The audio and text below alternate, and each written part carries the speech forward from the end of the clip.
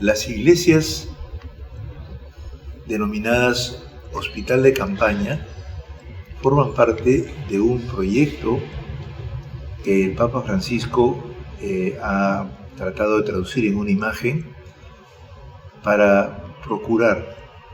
que en primer lugar se atienda a las necesidades de los que sufren, de los pobres, de los migrantes, de las personas desoladas,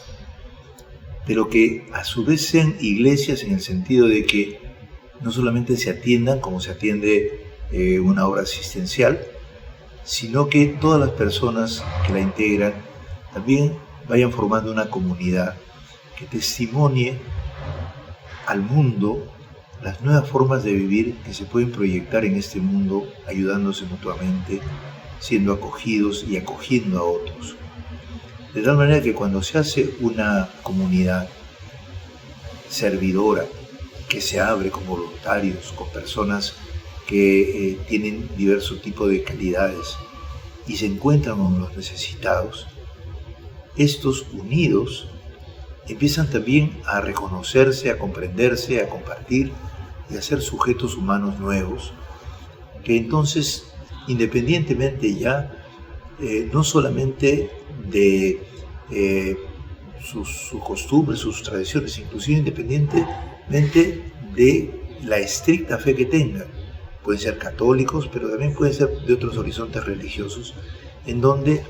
el grupo de cristianos que está presente puede desarrollar la vida de fe, inclusive una comunidad cristiana y una oración y una celebración de la misa, pero simultáneamente también puede abrirse a hacer diálogos y oraciones ecuménicas con otros que no crean exactamente como los católicos o los cristianos. Esto es muy importante porque se trata de una experiencia de iglesia abierta como la quiso el Señor. Como todos sabemos, el Señor caminó con nosotros en este mundo,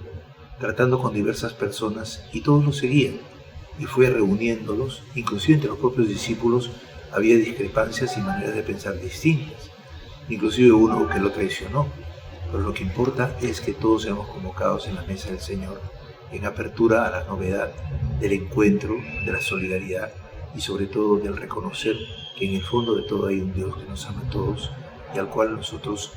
directo o indirectamente hemos de rendir culto, pero no un culto, podríamos decir, abstracto, fuera de la realidad, sino en el corazón del servicio y del amor, que tiene expresiones de participación y de oración profunda, que reconoce que hay alguien que está más allá de nosotros, porque nosotros no somos patrones de nuestra existencia, nos ha sido dada como un don por aquel que nos ha hecho posibles ser seres humanos, ser personas humanas.